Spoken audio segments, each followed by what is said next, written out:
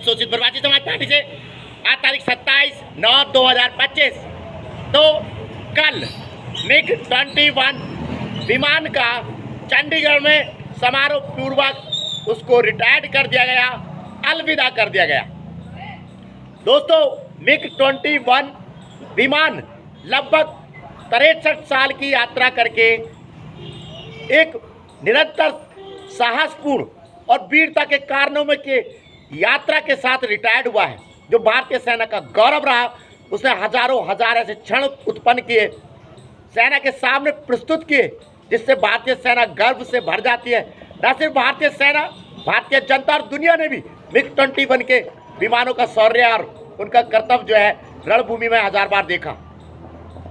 एक ऐसा इतिहास, एक ऐसी विरासत MiG-21 के विमान छोड़ गए हैं, जिसे भारतीय सेना और भारतीय जनता हमेशा याद रखेगी। एक बेमिसाल दोस्ती का भी प्रतीक था भारत और रसिया का, जिसने रसिया ने ये MiG-21 श्रेणी के विमान भारत को दिए थे। चाहे युद्ध 1965 के हो, 72 के हो, कारगिल का युद्ध हो या बालाकोट स्ट्राइक हो, अभिनंदन ने जिस विमान से दुश्मन को धूल चटाई थी, उसके लड़ाकू विमान मार गिराए थे, वो MiG-21 ही था। एक समय भी ये भी था कि MiG-21 को उड़ता हुआ काफिल ताबूत कहा जाता था। थोड़ी बहुत कमी हर मशीन में होती है, लेकिन बावजूद उसके MiG-21 ने हमेशा भारतीय सेना को गर्व और विजय से भरा है। एक अच्छी बात यह है, MiG-21 भले ही रिटायर हो रहा है, लेकिन वो तब भी एकदम अलर्ट मोड पर रखे जाएंगे।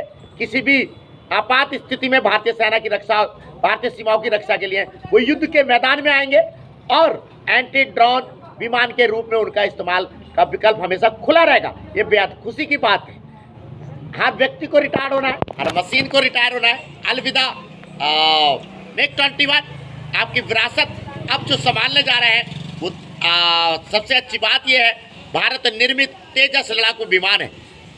विरासत भी भारतीय लड़ाकू विमान ही संभालेंगे, ये सबसे अच्छी बात है। दोस्तों, शीर्षासन धरना आप जानते लगातार जारी है। जनहित याचिकाओं के लिए मैं एक बार फिर दोहरा दूं, जनहित याचिका है स्कूली शिक्षा में जाति सूचक शब्दों पे कड़ाई से रोक, अम्बेडकर जी को आधिकारिक राष्ट्रपिता घोषित किया जाए, गौतम अदानी, मुकेश अंबानी और रतन टाटा जी को भारत रत्न दिया जाए। यूट्यूब चैनल आप जानते हैं सत्यप्रिय सक्सेना के नाम से है, लगता है बढ़ाइएगा, सब्सक्राइब कीजिएगा। MiG-21 का विदाई समारोह आप देख सकते हैं, इतना बड़ा है कि भारतीय रक्षा मंत्री तीनों सेनाओं ने भी उस विमान को सलामी दी है।